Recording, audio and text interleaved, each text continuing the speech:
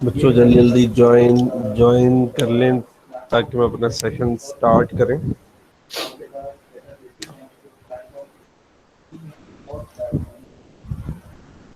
मैं बच्चों आपको 5 मिनट दे रहा हूँ, आप 5 मिनट में बच्चे ज्वाइन हो जाए ताकि हम फिर सेशन करें स्टार्ट। ठीक है बच्चों, 5 मिनट बाद सेशन करते हैं स्टार्ट। CR या GR भी ऑनलाइन है, स्कूल लिंक भेजा email।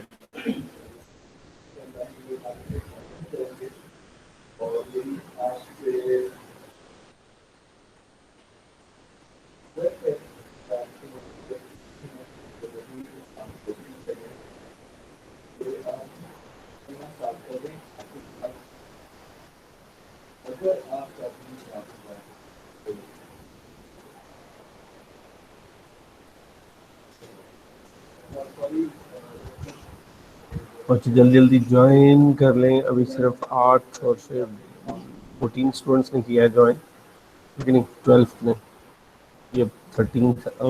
जल्दी जल्दी बच्चों ज्वाइन ज्वाइन करें आप, शाबाश।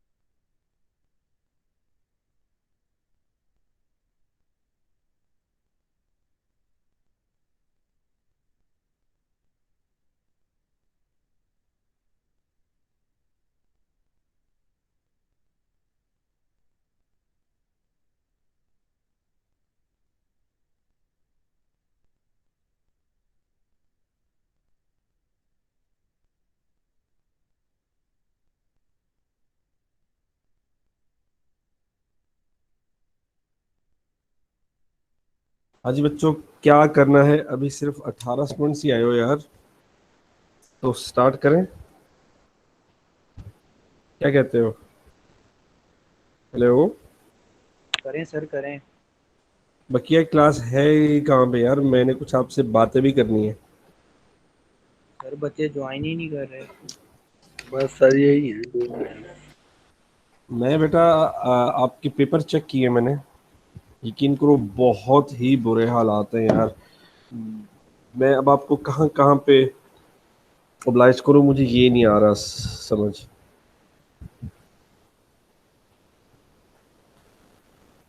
क्या करूँ मैं आपका, मुझे बताओ मैं किस तरीके से पढ़ाऊँ कि आपको कुछ समझ भी आ जाए और आप इंटरेस्ट लेके पढ़ें भी सही।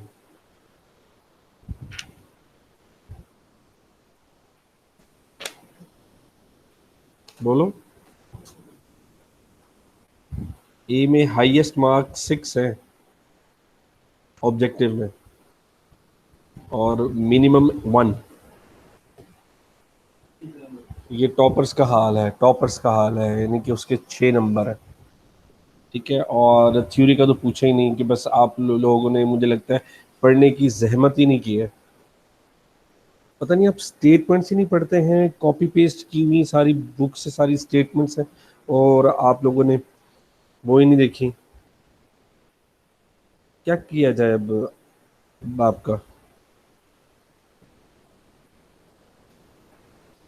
भाई मुझे कुछ आइडिया दो कि मैं कुछ ऐसा करें कि आप लोग पढ़ना शुरू हो जाए। कोई तो बोलो अब। हेलो। अच्छा, क्या क्या आपको मेरी आवाज आ भी रही है कि नहीं आ रही? आ रही है सर। फिर बोलो फिर।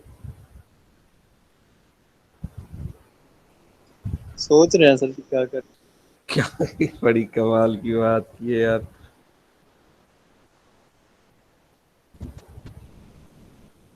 क्या करना है यार लाइफ में आगे आप लोगों ने?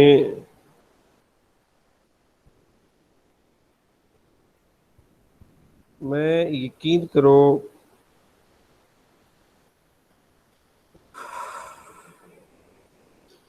ऑब्जेक्टिव तो इतनी आसान थी ना, और ए और बी की सेम थी, बल्कि पेपर ही सेम सेम था, और आप दोनों की क्लासेस भी इकट्ठे बैठी थी, फिर भी आप लोगों ने कुछ भी नहीं किया।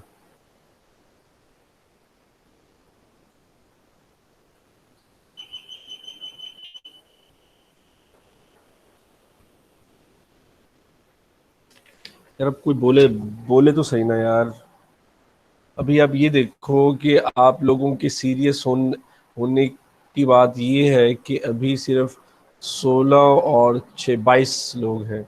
22 में से 2 तो खुद मेरी हो गई, यानी कि टोटल 20 स्टूडेंट्स आए हैं, और आपकी स्ट्रेंथ है 53 की।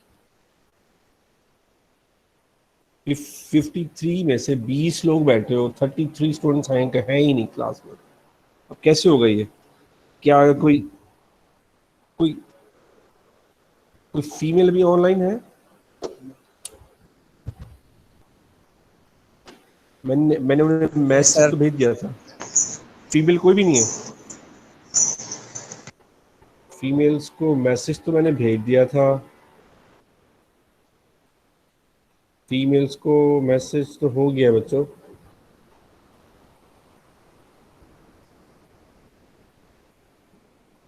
एक सेकेंड। गर्ल ज़्यादा आपकी आ जाएंगी।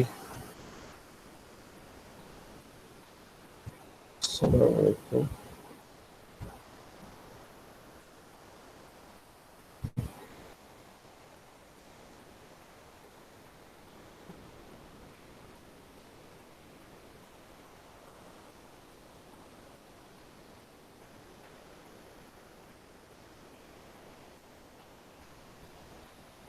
मैसेजेस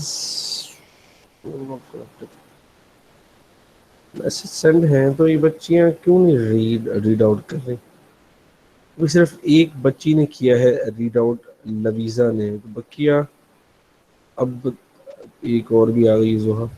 ये लोग ज्वाइन क्यों नहीं कर रहे हैं भाई? जोहा आ गई है।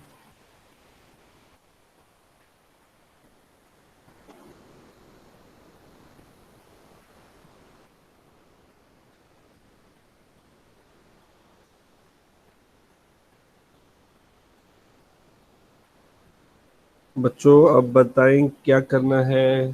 ज्वाइनिंग तो नहीं हो रही बच्चों की, थोड़ी फिर स्टार्ट करें।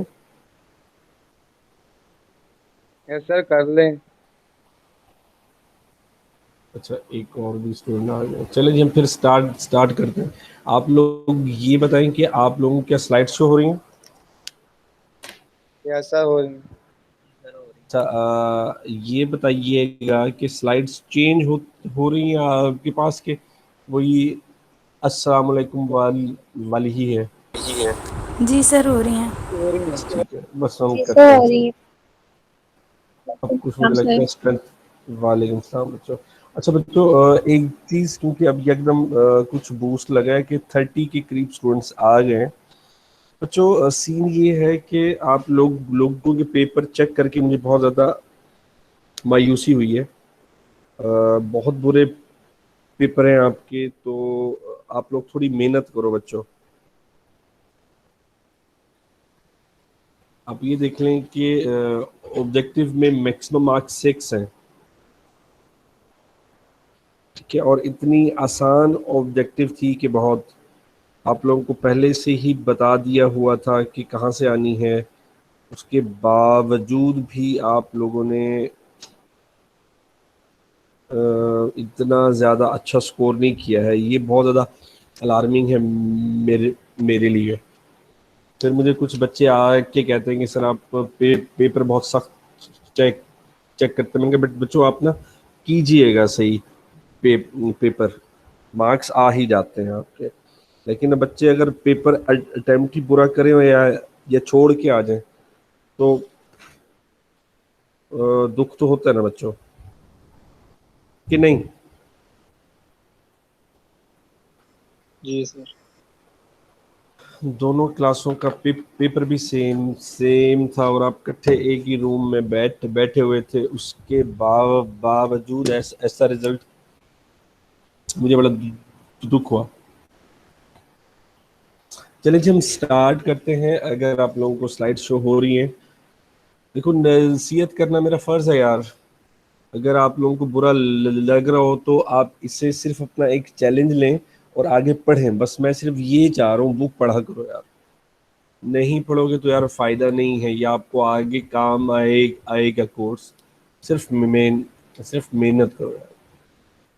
ठीक है, रिकैप में है जी, हमने प्रोसेस सिंक्रोनाइजेशन हमने पढ़ ली है। हमने क्रिटिकल सेक्शंस पढ़ ली। पढ़ हमने प्रोड्यूसर कंज्यूमर प्रॉब्लम पढ़ लिए थे और उसके मुख्तलिफ एल्गोरिदम्स पढ़े थे, उसके सॉल्यूशंस थे लाइक पीटरसन वगैरह। फिर हमने कुछ डेडलॉक को देखा था, स्टारवेशन को देखा था, डेडलॉक प्रिवेंशन, आइडेंटिफिकेशन और रिकवरी। हमने इनके बारे में कुछ बात की थी। आज हम वैसे ये वाला चैप्टर हम पहले स्टार्ट कर चुके हुए थे, लेकिन बच्चों ने कहा था कि सर फाइनल आ गया है तो आप काइंडली आज ना पढ़ाएं, तो इसलिए मैं इसे फिर से स्टार्ट करवा रहा हूँ। ठीक है, और मैं इसे कुछ ऐसा शुरू करूँगा कि आप लोगों को पीछे से थोड़ा सा रिवाइज भी होता जाए, क्योंकि ये चैप्टर जो है ना ये बेस करता है आपकी पिछली नॉलेज पे भी। ठीक है। अच्छा, तो आज हम अभी तक जो हमने बात की ना, हमने बात की प्रोसेसेस की। प्रोसेस ये होता है, प्रोसेस वो होता है, प्रोसेस का डाटा ये है, प्रोसेस के लिए क्या चीज़ होती है, प्रोसेस की स्टेट्स क्या होती हैं, उसके लिए कौन सा डाटा मेंटेन किया जाता है, प्रोसेस रहता कहाँ पे है, सो ऑन। ठीक है, आज अब हम बात करेंगे कि प्रोसेसर क्या होता है, प्रोसेसर के काम करने के तरीके कैसे हो सकते हैं, कौन से प्रोसेस को वो एग्जीक्यूट करता है, कौन से प्रोसेस को वो एग्जीक्यूट नहीं करता, एंड सो ऑन। ठीक है, अब हम बात करेंगे शेड्यूलिंग क्राइटेरिया की, उन एल्गोरिथम्स की जो कि आपके प्रोसेसेस को शेड्यूल करेंगे प्रोसेसर की तरफ। सीपीयू शेड्यूलिंग, मल्टी प्रोसेसिंग या मल्टी प्रोग्रामिंग को हम मैक्सिमाइज करेंगे। मुख्तलिफ algorithm like shorter job, first come first serve, ठीक है, round robin and so on, हम ये सारे देखेंगे। ठीक है। और हम एग्जामिन करेंगे कौन सी सिचुएशन पे कौन सा एल्गोरिथम बेहतर है। पर उससे पहले मुझे थोड़ा सा रिकैप चाहिए। बेटा ये एक थर्ड चैप्टर से एक इमेज है। क्या कोई मुझे बता सकता है कि इस इमेज को देख के आपको क्या चीज समझ आती है? ये वाला इमेज जो मैंने अभी रेड बॉक्स में बना दिया है, इमेज देख के आपको क्या चीज समझ आती है?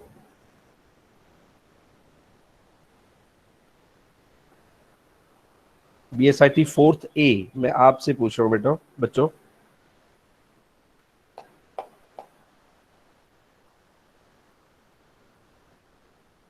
हेलो स्टूडेंट्स, क्या आप लोगों तक मेरी आवाज आ रही है? जी सर।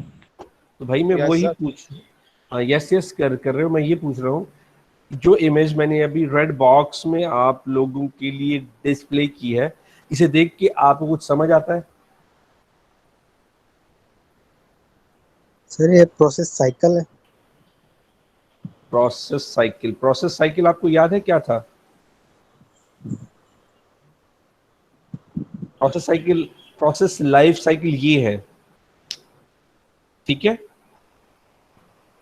यस और सर। अभी जो मैं आपको एक डायग्राम दिखा रहा हूं ना, वो इस सिनेरियो पे जा रही है। ये जो मैं रेड कर रहा हूं सिर्फ इस सिनेरियो पे जा रही है।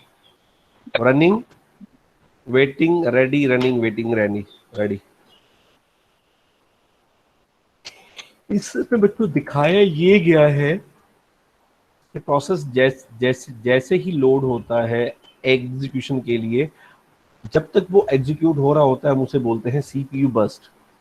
ठीक है, सीपीयू बर्स्ट एक टाइम है मिली सेकेंड में किसी भी प्रोसेस का जो उसकी एग्जीक्यूशन के लिए यूज होता है या उसकी कंप्लीशन के लिए यूज होता है, या वो मिली सेकेंड्स के वो चंक्स हैं जो कि उसकी एग्जीक्यूशन के दौरान उसे प्रोसेसर एलोकेट होता है।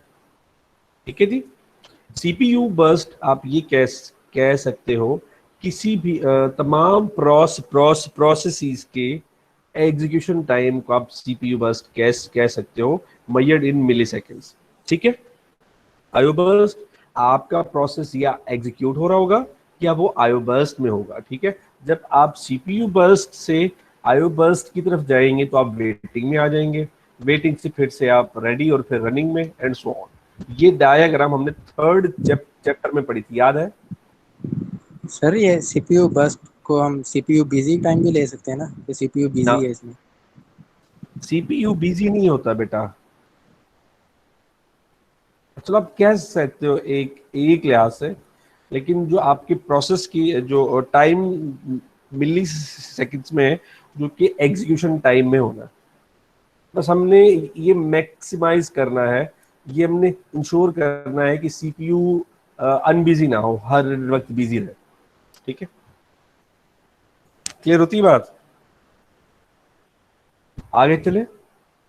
Maximum CPU utilization obtained with multi-programming CPU IO burst cycle processes. Execution consists of a cycle of CPU execution and IO burst.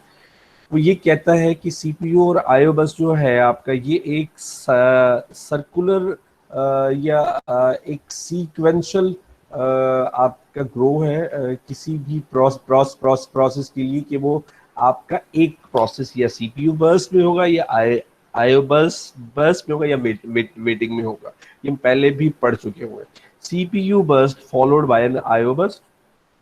Common practice यही है कि जब आपका प्रोसेस एग्जीक्यूट हो रहा होता है तो हम कॉमनली जब हम उससे प्रोसेसर प्रेम्प्ट कर लेते हैं तो वो सीपी वो आईओ बर्स्ट की ही वजह से होता है। CPU burst distribution is of main concern. इस चैप्टर में हम सीपीयू बर्स्ट की ही बारे में बात करेंगे। ये एक हिस्टोग्राम आपको दिखाया गया है सीपीयू बर्स्ट का।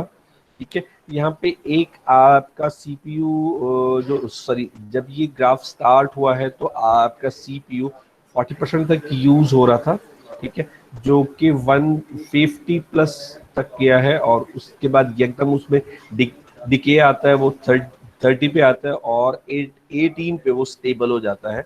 यानी कि वो ऐसी स्टेबल सिचुएशन में आ गया है कि अब उसमें कोई नया प्रोसेस नहीं है, एक ही प्रोसेस एग्जीक्यूट हो रहा है, यानी कि आपका जो माइक्रो कर्नल है वही एग्जीक्यूट हो रहा है।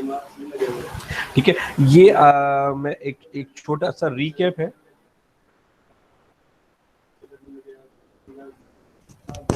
सर अच्छा, यहाँ पे आपको एक चीज थोड़ी सी मैं फिर से रिमाइंड कराता जाऊं कि जब हम प्रोसेसर से रेडी क्यू से सीपीयू की तरफ हम एलोकेशन करते हैं, उसे शॉर्ट टर्म शेड्यूलर बोलते हैं। ठीक है, शॉर्ट टर्म शेड्यूलर क्या करता है, select among the processes in ready queue and allocate the CPU. यानी कि जब रेडी क्यू से हम रनिंग की तरफ जाते हैं तो वो हमारा काम करने वाला जो मॉड्यूल है वो है शॉर्ट टर्म शेड्यूलर। और CPU scheduling decisions may take place when a process is switching from running to waiting, switching from running to ready, या switches from waiting to ready, या जब वो टर्मिनेट हो रहा होता है। ठीक है, शेड्यूलिंग का जो प्रोसेस है वो इन 4 स्टेट्स के या इन 4 सिचुएशंस के दरमियान ही मूव करता है, लेकिन इसकी शर्त ये है कि जब आप रेडी से रनिंग या रनिंग से वेटिंग या रेडी की तरफ आते हैं तो 2 चीजें हमें जहन में रखनी पड़ती हैं कि आपके प्रोसेस की नेचर 2 किस्म की हो सकती है। पहली प्रीएम्प्टिव, दूसरी है नॉन प्रीएम्प्टिव। प्रीएम्प्टिव में क्या होता है कि आप प्रोसेस से सीपीयू ले लेते हो। नॉन प्रीएम्प्टिव में ये होता है कि आप उससे किसी भी प्रोसेस से आप प्रोसेसर प्रीएम्प्ट नहीं कर सकते हैं। ठीक है, नॉन जो आपका प्रीएम्प्टिव है उनमें आपको फिर से कुछ चीजें देखनी पड़ती हैं कि कंसीडर करते हैं आप access to the share data, consider करते हैं preemption by in kernel mode, consider interrupts occurring during crucial OS activities like kernel mode preemption, kernel mode आपकी जो आपकी इंटर प्रोसेस कम्युनिकेशन है वो, ये आपको एक प्रोसेस का लाइफ साइकिल दिखाया था कि न्यू क्या होता है, रेडी क्या होता है, रनिंग क्या होता है, वेटिंग क्या होती है, शेड्यूलर या आपका डिस्पैच क्या होता है, आपकी इंटरप्ट क्या होती है, आपका एग्जिट क्या होता है, सो ये डायग्राम तो सबको याद है ना? ये डायग्राम तो सबको याद है?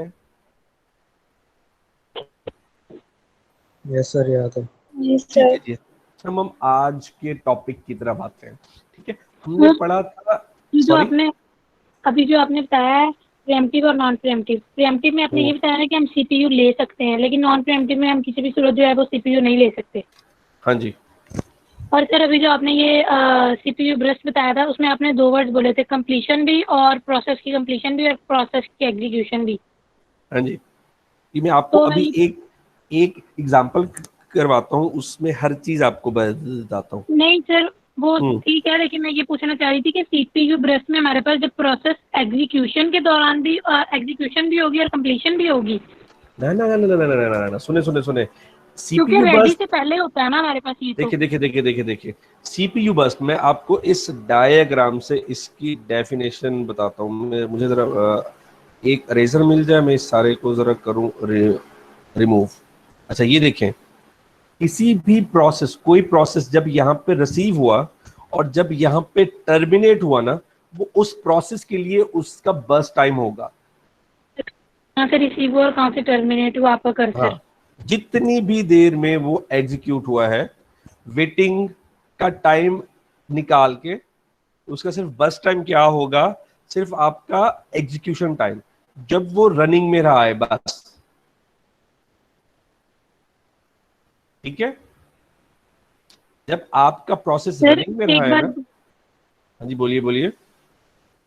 सर मुझे पहले कर्सर नजर नहीं आ रहा था, अब वो शो हुआ, तो मैं ये पूछ रही थी आपने यहाँ से यहाँ तक वो क्या बात की थी, वो भी एक दफा दोबारा बता दें। देखो कहाँ से कहाँ तक, न्यू से टर्मिनेटेड तक या रेडी, सॉरी रनिंग वाला? अब बेटा सर इसको सीपीयू बर्स्ट को एक बार दोबारा बताएं। हाँ, सीपीयू बर्स्ट क्या है? सीपीयू बर्स्ट है time in millisecond by a process to complete its execution. Simple words में मिली सेकेंड्स में वो वक्त जो कि एक प्रोसेस को अपनी एग्जीक्यूशन खत्म करने के लिए वो यूज करता है, उसे बस टाइम बोलता है। या आप ये, और ये सिर्फ हाँ जी बोलिए। रनिंग में होगा? हाँ, और ये सिर्फ रनिंग टाइम में होगा? बिल्कुल। तो या दूसरे अल्फाज में मैं ये कह सकता हूं कि एक प्रोसेस को कितनी देर के लिए प्रोसेसर चाहिए कि वो अपनी एग्जीक्यूशन कंप्लीट कर सके, हम उसे बस टाइम बोलेंगे। तो सर बेसिकली ये एग्जीक्यूशन को कंप्लीशन की तरफ ही लेके जा रहा है ना, तो हम कंप्लीशन भी बोल ही सकते हैं एक तरह हाँ, से कि एग्जीक्यूट जो बोल है सकते कितनी हो। देर में प्रोसेस जो है वो कंप्लीट होगा, बिल्कुल या एग्जीक्यूट टाइम या फिर उसका कंप्लीशन टाइम। अच्छा, मैं अभी एक डायग्राम बना रहा हूं, आप जरा इसे गौर से देखिएगा। ये एक प्रोसेस का एग्जीक्यूशन टाइम है, ठीक है? मैं इसमें मुख्तलिफ कलर्स कर रहा हूं, ठीक है? कुछ देर के लिए वो ऐसे हुआ एग्जीक्यूट, फिर वो वेटिंग के बाद आया तो हुआ एग्जीक्यूट, फिर एंड में फिर से हुआ एग्जीक्यूट, ठीक है? उसे प्रोसेसर मुख्तलिफ वक्तों में मिला है।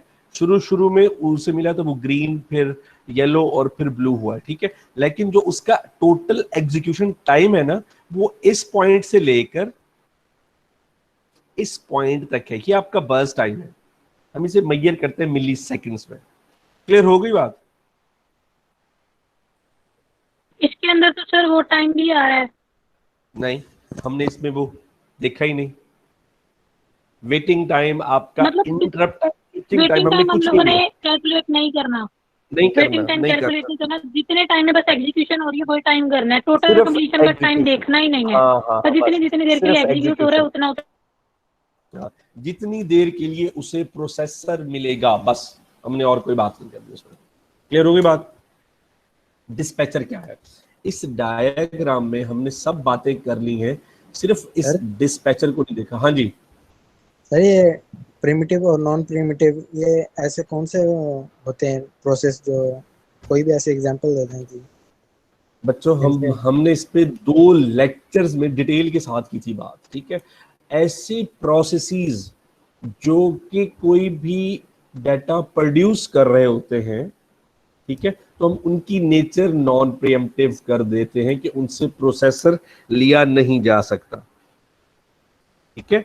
और वो ऐसे तो प्रोसेस, प्रोड्यूसर कंज्यूमर का है, लेकिन मैं ये हाँ, कह रहा हूँ कि कोई ऐसे एग्जांपल जिस तरह कोई खास सॉफ्टवेयर हो या कोई ऐसी चीज हो जिसे हम नहीं ले सकते, ये ऑपरेटिंग सिस्टम। प्रायोरिटीज आपके, मैं भाई ये हम सारा ऑपरेटिंग सिस्टम की ही बात कर रहे हैं। आपका प्रोड्यूसर क्या है? प्रोसेस है। आपका कंज्यूमर क्या है? प्रोसेस है, ठीक है? देखें, अगर आप प्रीएम्प्टिव नॉन प्रीएम्प्टिव अचीव नहीं करते हैं या इंप्लीमेंट नहीं करते हैं, फर्ज कर लेते हैं कि आप डेडलॉक में आ गए हैं, ठीक है, और एक प्रोसेस की वजह से, और वो नॉन प्रीएम्प्टिव है, तो क्या होगा?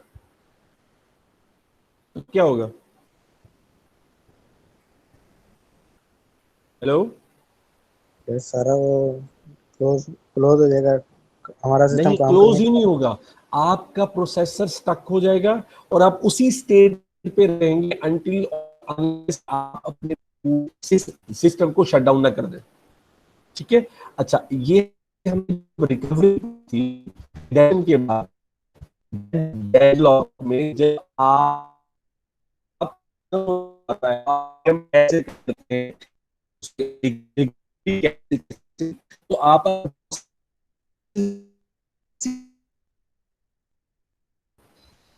तो आपका प्रोसेसर ऐसी सिचुएशन में आ सकता है कि आप उन प्रोसेसेस को किल या टर्मिनेट कर सकते हैं या रिमूव कर सकते हैं जो कि प्रॉब्लम क्रिएट कर रहे हैं जिसकी वजह से वो डेडलॉक अकर हुआ है। याद आता है कुछ? सर हाँ ये जी, सारा आपने पढ़ाया हुआ है बहुत डिटेल बिल्कुल में। डिटेल के साथ पढ़ाया हुआ है, बच्चों हाँ को जी अब याद आ पढ़ा रहा है। हुआ है। ठीक है, चलो मैं आज के टॉपिक की तरफ आता हूँ। डिस्पैचर क्या होता है? Dispatcher modules gives control of the CPU to the processes selected by the short term scheduler.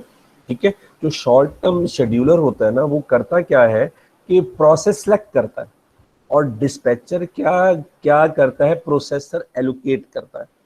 Clear होती है बात? स्विचेस या कॉन्टेक्ट स्विचिंग, ठीक है, switching from user to kernel mode and so on. ठीक है, ज्यादा मैं इस पे बहस नहीं करता, मैं इस पे डिटेल बात कर चुके हुए हैं। हम दूसरे और तीसरे चैप्टर में फिर से रिमाइंड कराता जाऊं। डिस्पैच जो शॉर्ट टर्म शेड्यूलर होता है वो क्या करता है कि उस प्रोसेस को सिलेक्ट करना है जिसे प्रोसेसर एलोकेट किया जाना होता है, और डिस्पैचर क्या करता है? उसे प्रोसेसर लिंक कर देता है, शेड्यूल कर देता है। ठीक है, और हम इस डायग्राम में इसे हम डिटेल के साथ पढ़ चुके हुए। Swap in, swap out, ready queue से सारा कुछ हम इस पे डिटेल के साथ पढ़ चुके हुए। ठीक है, ये मैंने डायग्राम वहीं से लिए। ठीक है, मैं आता हूं आज के टॉपिक पे। शेड्यूलिंग की क्राइटेरिया है क्या? देखो, हमें आज कुछ टर्म्स पढ़ने की जरूरत है। पहली है जी सीपीयू यूटिलाइजेशन, पहला लेक्चर और दूसरे चैप्टर का आगाज और आज का लेक्चर। मैं आपको एक बात इन लेक्चर्स में कही है कि हम ऑपरेटिंग सिस्टम पढ़ने का मेन मकसद ये है कि आपने अपने सीपीयू की यूटिलाइजेशन बढ़ानी है, या आपने ये मेक श्योर करना है कि आपका सीपीयू डेडलॉक में ना जाए, या आपने ये इंश्योर करना है कि सीपीयू हर वक्त काम कर रहा हो, किसी एक नैनो सेकंड के लिए भी वो आपका फ्री ना हो। ठीक है, इसे हम बोलते हैं थ्रूपुट होती है, number of processes that complete their execution per unit time. एक यूनिट टाइम में जो कि हम कोई भी फिक्स कर सकते हैं, उसमें आपके मैक्स प्रोसेसेस एग्जीक्यूट करते हैं। ठीक है, ये मल्टी प्रोग्रामिंग की बहुत बड़ी बात है। हम इसी तरह डिटेल के साथ आज जरा देखेंगे। उन लोगों के लिए फायदा होगा जिन्हें अभी थ्रूपुट का आइडिया नहीं हुआ, वो आज उन्हें वो ये वाली बातें क्लियर हो जाएंगी। ठीक है, नेक्स्ट है जी turn around time. Turn around time ये है amount of time to execute a particular process. अब टर्न अराउंड टाइम में आपकी वेटिंग, शेड्यूलिंग सारी चीजें आ जाती हैं। ठीक है, वेटिंग टाइम क्या है? Amount of time for a process has been waiting in a ready queue. जितनी देर की आप रेडी क्यू में होंगे, आपके पास हर चीज मौजूद है सिवाय प्रोसेसर के, वो हम वेटिंग टाइम काउंट करेंगे। आप इनपुट आउटपुट बाउंड में है तब भी हम वेटिंग में नहीं है, हम अगर न्यू क्यू में है तब भी हम वेटिंग में नहीं है। ठीक है जी। Response time, amount of time it takes from our request was submitted until the first response is produced। जब आप यानी कि आपकी जॉब सेंड हो जाती है, उससे लेकर जब उससे प्रोसेसर मिलता है, उसे रिस्पॉन्स टाइम बोलते हैं। ठीक है, अब इसमें not output for all time sharing environment, ये सारी चीजें उसमें काउंट नहीं होंगी। ठीक है, अब सीपीयू की शेड्यूलिंग की जरूरत क्यों पेश आती है? देखिए जी, सीपीयू क्योंकि हमारा मोस्ट इम्पॉर्टेंट पार्ट है, तो टाइम टू टाइम ओएस की जैसे जैसे नेचर चेंज हो रही थी, तो हमें सीपीयू को भी मॉडिफाई करना पड़ा है कि हमारे पास कौन सा प्रोसेस सीपीयू की तरफ जाए। कोई ऐसा प्रोसेस तो नहीं जा रहा कि जो कि हमारे पास ज़ोंबी हो या कोई और वायरस हो, या कोई ऐसा प्रोसेस तो नहीं जा रहा कि जो बहुत बड़ा है जिससे हमारे सिस्टम की थ्रूपुट गिर जाए, या कोई ऐसा प्रोसेस जो कि प्रोसेसर को लेके बैठ जाए और किसी और प्रोसेस को एग्जीक्यूट न होने। ठीक है, तो मेन पॉइंट्स है, आप करते हैं सीपीयू यूटिलाइजेशन, आप मैक्सिमाइज करते हो सीपीयू की थ्रूपुट। ठीक है, आप टर्न अराउंड टाइम को मिनिमाइज करते हो, आप वेटिंग टाइम को मिनिमाइज करते हो और मिनिमाइज अभी आप सारे अभी सुन रहे हो? अभी हेलो, सारे बच्चे भी सुन रहे हो? जी सर। सारे बच्चे 1 2 3 सारे बॉयज एंड गर्ल्स, ये बहुत ही इम्पोर्टेंट एग्जाम्पल है, बहुत ही इम्पोर्टेंट है, और मैं इसे जो समझा रहा हूँ ना, समझ लो। शायद आपको बाद में अगर बुक से पढ़ो शायद ना आए समझ। ठीक है? ठीक है सर। अच्छा, एक बॉक्स अभी मैंने ड्रॉ किया है और उसमें 2 कॉलम्स है, प्रोसेसेस का और बस टाइम का। बस टाइम क्या है? P1 को कंप्लीट होने के लिए 24 यूनिट टाइम चाहिए। मैं इसे मिली सेकेंड या कुछ सेकंड्स ले लेता हूँ। ठीक है? क्लियर होती है बात? लो, फिर से बता रहा हूँ। प्रोसेस, मेरे पास कुछ प्रोसेसेस हैं और उनकी एग्जीक्यूशन टाइम है। ठीक है? एग्जीक्यूशन टाइम को मैंने बस टाइम बोल दिया है और उन प्रोसेसेस को मैंने सीक्वेंशियल हायरार्की में किया है। जो पहले आया है मैंने उसे बोला है P1, जो बाद में आया है वो उसे बोला है P2, या जो बाद में आया है मैंने उसे बोला है P3। ठीक है? सर क्लियर ये होती है? तब रस्ट टाइम जो आपने मिली सेकंड में लिया है। ये हाँ, अभी मैं अब भी वही कहने लगा था। ये जो टाइम है मैं इसे यूनिट टाइम बोल रहा हूँ। बुक में आपको बार बार पढ़ने को मिलेगा यूनिट टाइम। यूनिट टाइम आप इसे मिनट्स भी ले सकते हो, मिली सेकेंड्स भी ले सकते हो, सेकेंड्स भी ले सकते हो। बस हमने एक फिक्स यूनिट टाइम ले लिया है जिसमें आपकी मेजरिंग होगी, वो कोई भी हो सकता है। ठीक है? अभी हम इसे सेकेंड्स में कंसीडर कर रहे हैं। ठीक है? जी सर। ठीक है। अच्छा, process P1, process P2, process P3, इन तीनों प्रोसेस की जो अराइवल टाइम है ना, वो अभी हमें पता नहीं है। ठीक है? तो हम सपोज कर लेते हैं कि ये यूनिट टाइम 0 पे हमें रिसीव हुए, टाइम इज इक्वल टू 0 कर रहा हूँ। ठीक है? तो सबसे पहली जॉब जो आई है वो है P1, फिर P2 एंड P3। ठीक है?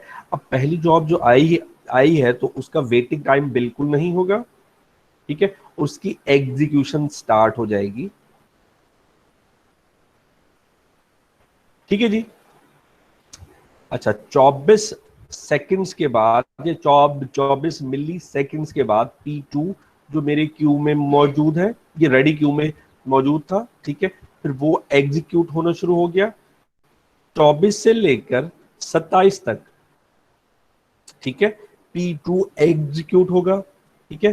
3 मिली सेकेंड या 3 सेकेंड वेट करने के बाद मेरा P3 एग्जीक्यूट होगा, जो कि 27 से लेकर 30 तक होगा। ये चीज समझ आती है? जी सर आती है। अच्छा, इस टेबल को, ये जो मैं अभी सर्कल कर रहा हूं, मैं एक स्पेशल नाम देता हूं। वो नाम है जी आपका गैंट चार्ट। क्या है? Gantt chart. गैंट चार्ट आपके पास एक ऐसा चार्ट है जो आपके प्रोसेसर की लाइफ के बारे में या वर्किंग लाइफ के बारे में आपको बताता है। इसके जरिए हम वेटिंग टाइम और एवरेज वेटिंग टाइम किसी भी प्रोसेस का कैलकुलेट कर सकते हैं। हम इसके साथ थ्रूपुट हर चीज चेक कर सकते हैं। क्लियर है बात? सर दोबारा बताइएगा। गैंट चार्ट एक ऐसा चार्ट है जो कि प्रोसेस की एलोकेशन टाइम के लिहाज से आपको बताता है, सिंपल वर्ड्स में। ठीक है?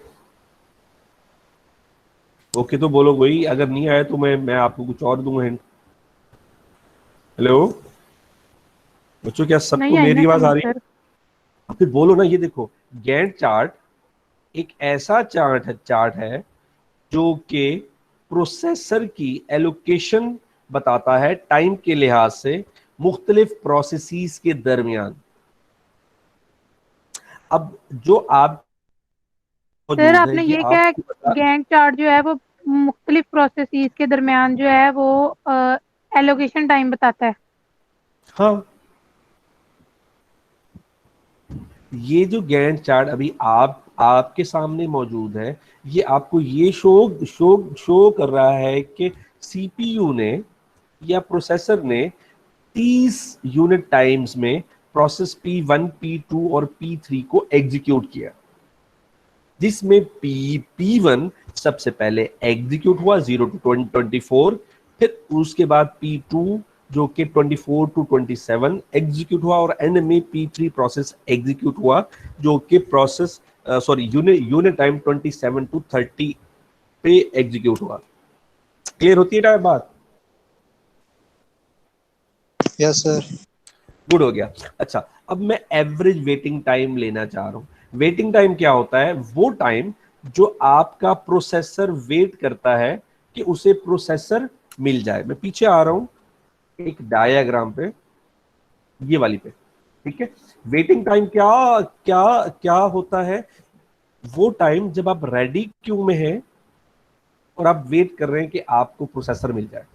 ये बस टाइम नहीं होता, मैंने आपको पहले क्लियर किया है। वेटिंग टाइम वो टाइम जब आपका आपका प्रोसेस रेडी क्यू में होता है, हम उसे बोलते हैं वेटिंग।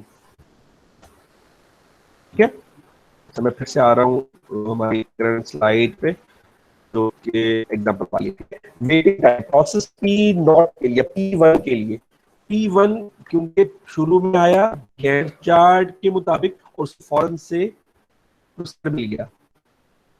ठीक है, इस पॉइंट पे P1 आया और उसे प्रोसेसर मिल गया, तो P1 का वेटिंग टाइम क्या है?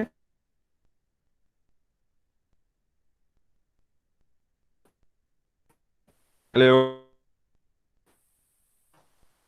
कोई बोलो तो सही। जी सर। हेलो, P1 का वेटिंग टाइम 0 है, समझ आती है बात? जी सर। अच्छा अच्छा, P2 जो कि सीक्वेंस से दूसरे नंबर पे है, वो अराइव होता है टाइम 0 पे। ठीक है, लेकिन उसे सीपीयू मिलता है 24 पे, 24 यूनिट के बाद या टाइम यूनिट्स के बाद, क्योंकि P1 की एग्जीक्यूशन 24 यूनिट टाइम के बाद होती है। तो P2 का वेटिंग टाइम क्या होगा? 24।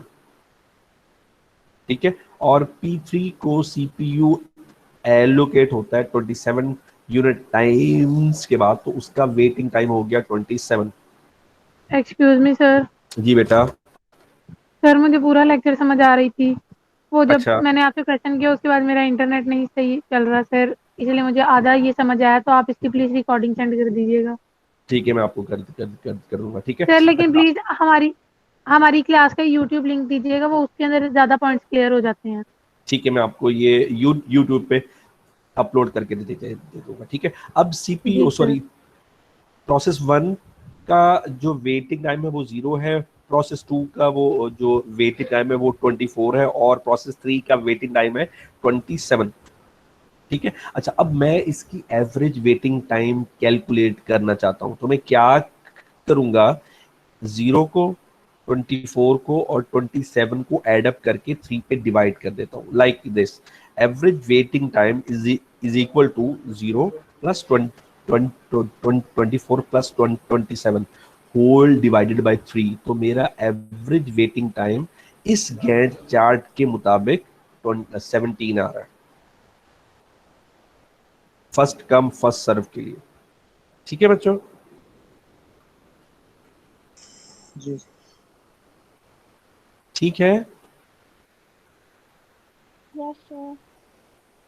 अच्छा, फर्स्ट कम फर्स्ट सर्व सर्व सर्व के लिए एक और प्रोसेस है। ठीक है, इस इसमें हमने किया ये है कि P2 को हम पहले एग्जीक्यूट कर रहे हैं, फिर P3 को, और फिर P1 को। ठीक है, अब यहाँ पे हम कह रहे हैं कि सपोज कि प्रोसेसेस की जो ऑर्डर है ट्रैवल की, वो P2, P3, P1 है। पिछली एग्जांपल को ही हम देख रहे हैं। ठीक है, तो क्या होगा? P2 पहले एग्जीक्यूट होगा, मैं यहाँ पे ले आता हूँ, सॉरी मैं यहाँ पे ले आता हूँ, ये यहाँ पे। अच्छा, यहाँ पे हमारे पास सीक्वेंस था P1, P2, P3। अब हम कह रहे हैं P2, 3 और फिर P1 आया है हमारे पास। अब इसका गैंट चार्ट कैसे बनेगा? ठीक है, गैंट चार्ट ऐसे बनेगा, सबसे पहले आपका एग्जीक्यूट होगा P2 और इसका वेटिंग टाइम 0 है। ठीक है, सॉरी ये थोड़ा सा ना माउस हिल गया है मुझसे, तो ये थोड़ी सी डायग्राम में फर्क आ जाएगा। ठीक है, फिर मेरा P3 होगा एग्जीक्यूट, फिर आपका एंड में P1 होना है एग्जीक्यूट। ठीक है, अब मैं इसके आपको वैल्यूज या यूनिट टाइम्स जो हैं वो शो करता हूँ ब्लैक के साथ। ठीक है, ब्लैक ही हुआ अभी, ब्लैक सेलेक्ट नहीं हुआ। अच्छा, P2 का वेटिंग टाइम 0 होगा। ठीक है, और 3 यूनिट टाइम है उसके। ठीक है, और P3 का वेटिंग टाइम 3 होगा और 3 ही यूनिट टाइम है उसके, तो 3 + 3 = 6 टोटल बस टाइम आ गया अपने प्रोसेसर का। ठीक है, और P1 का वेटिंग टाइम 6 होगा, 6 + 24 30। ठीक है, अब अगर इस पूरे प्रोसेस का अगर मैं वेटिंग टाइम कैलकुलेट करूं तो वो होगा 0 + 3 + 6, ऐसे ही है। 9/3 = कितना हो गया? 3। अब मैंने सिर्फ उनका सीक्वेंस हिला दिया है। ठीक है, तो मेरा वेटिंग टाइम क्या आया है? 3। तो कौन सी चीज बेहतर है? सर जिसमें कम वेटिंग हो रही है। हाँ, जिसमें कम वेट करना पड़े मेरे प्रोसेस को। ठीक है, हम इसे बोलते हैं Conway effect. Short process being long processes consider CPU burst and bond memory interrupt, हमने उसकी वैसे नहीं करनी कंसीडर।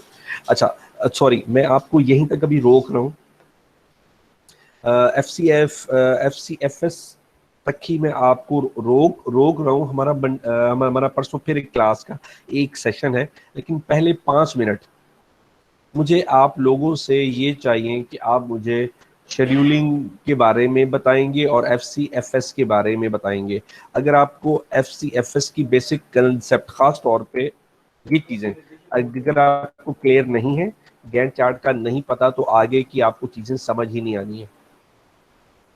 ठीक है, अभी हमने टाइम को कंसीडर नहीं किया। अभी हमने कहा था कि हम सपोज कर लेते हैं कि सारी की सारी जॉब्स हमें टाइम T0 पे मिली हैं।